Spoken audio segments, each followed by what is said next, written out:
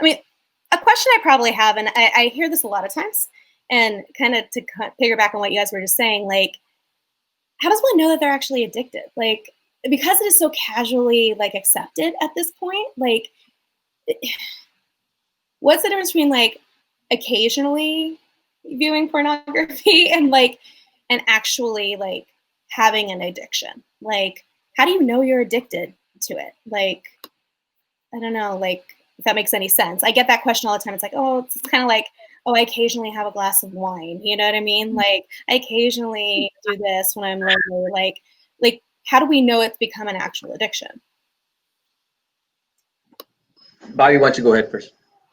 Yeah, and I would say even the word addiction is something that's debated in the scientific community when it comes to pornography. Some laugh it off, like there's no way you could be addicted, and some are like, no.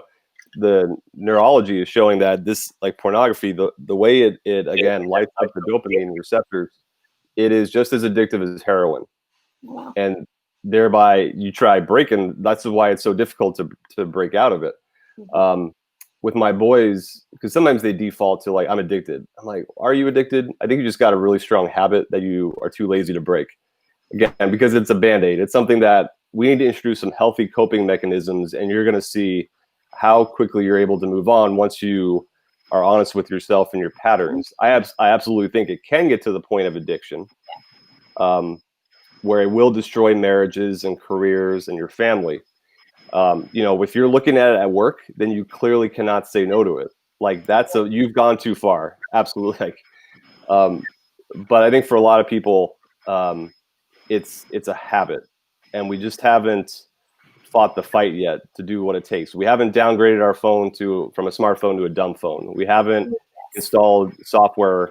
We haven't brought it out into friendship and accountability and conversation yet. And like, once you start doing this, there'll be a lot of forward progress here. So I would just say that when it comes to, it can be addiction, but to recognize, like, let's start with habit, because habit also puts it back in you as a driver in the driver's seat. What steps do you need to take? And sometimes we say addicted, we kind of take the victim posture of how, what can I do? I'm addicted. There's no hope. Like, well, hold on. Let's put you back in charge here and try to make some progress here. Francis? Yeah, sometimes it just takes, that first exposure. And then if you don't put anything in your life to get in the way of that, it can really dangerously spiral into and become a habit and into an addiction. I was just looking at some statistics. It says 55% of married men say they watch porn at least once a month. It's 55% at once a month, and I think it drops down a little bit. I think it's 25% or something like that. Watch it once a week. So I think if you're getting to that statistics, I think it's something to really consider professional help. That maybe that you have ventured into an addiction, but I think for most men, they're not at that point. It's just this habit that you've kind of taken on, and you just don't know how to get out of it. Absolutely, and I also think it's important to note that social media like Facebook, Instagram, TikTok, Snapchat, like I talk to high schoolers about this, and they're on this. So parents, know that your kids are on this, and all of these platforms, they are not filtering out what could be close to pornographic images or videos. And so, like Francis said, it could take one exposure, and your kid can never see it again. Or it could be kind of like a black hole that sucks them in. It's important to kind of like have that attunement to know where you are. But I also know it's hard because what happens with the media is that it kind of, they mix like this levity, right? This attitude of like levity toward like dehumanizing people through pornography, like humor and like human sexuality pinned together. And so we become desensitized. And so I think that a lot of the times addictions progress and we find ourselves doing it alone, right? In shame. So that's one thing that I think really sticks out. Like if you are finding yourself doing it alone, if you are finding yourself not being able to function, like Bobby said, in your daily life, right? Affecting your relationships, not being able to be present there. And that's when you know, okay, I need help. Like I need to ask for help because this has definitely gone to a whole nother level. So yeah, I mean, I just want to stress though, like where mercy abounds and God's mercy is way stronger than this. But we also know that we're all human and we're all susceptible to this because we're living in this culture and we're all products of this culture. I'm glad you brought in, again, the mercy piece, because I think a lot of times our church gets kind of a bad rap when it comes to the church's teaching on, dignity of the human person, or chastity, or sex, or even masturbation. And it ends up being twisted and misunderstood in so many different ways. But there's such beauty in our church, especially when we are seeking to become whole. And I think that's just the biggest thing. Like I know I ask my students a lot of times, very, very often, like, do you want to stop what you're doing, or do you actually want to be whole? And I think there's such beauty in the church in bringing us to full and abundant life that God designed us for. And like I just would hate to end this conversation without bringing the truth of the church's teaching into it, because I think so often we talk about like the negative, but we don't talk about like what God wants to do to make us whole. So like, I don't know, is there anything that you guys want to speak into that to help people understand the beauty of the church's teaching surrounding our human sexuality?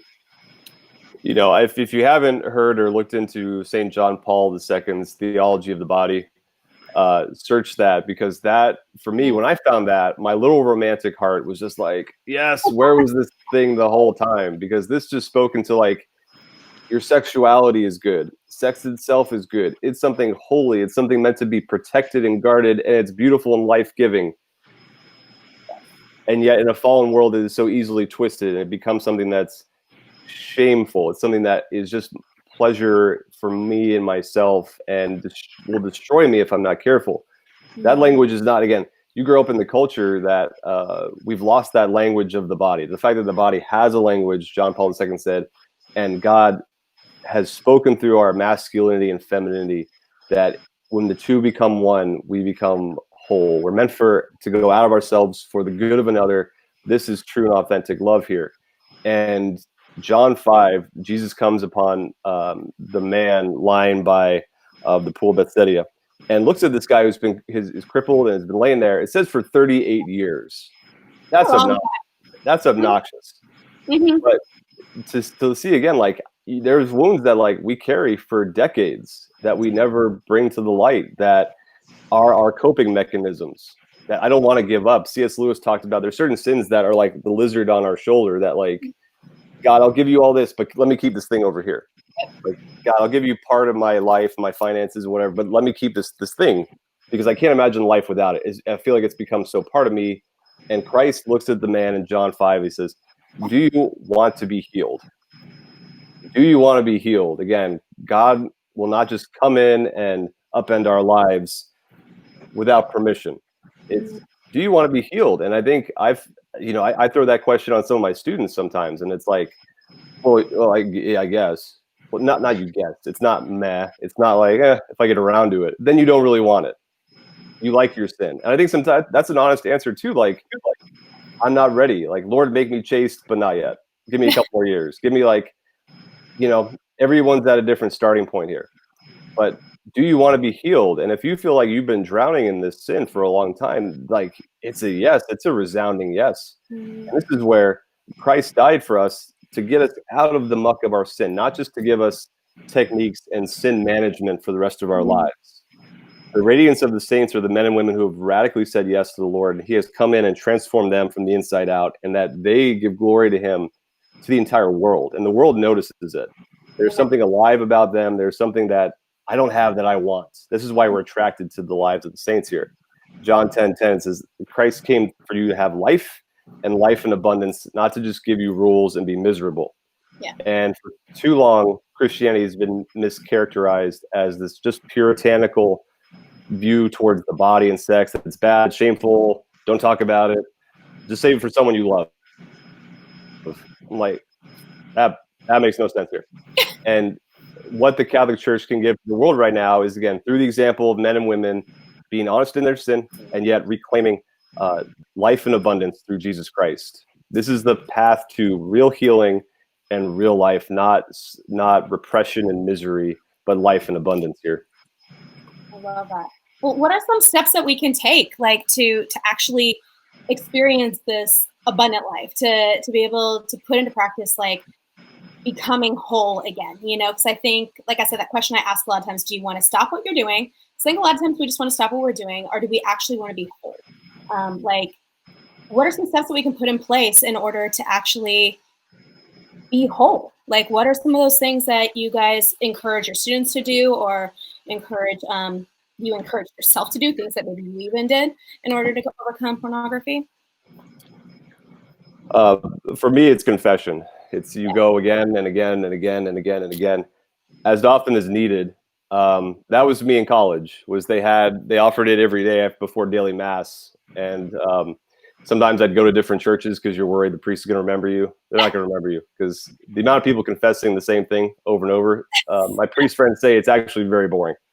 But to go as often as we needed, Pope Francis says it's not that Christ ever stops forgiving us. It's that we get tired of asking for forgiveness. We get tired and we get discouraged. We have to confess this again. And God's like, come on back, come on back, come on back. I think what this isolation quarantine thing has done, the fact that many of us can't get to the sacraments as frequently, has I think it's a two-edged sword. Of one, it's like, wow, this is really like, I wish I could go. This is really distressing me.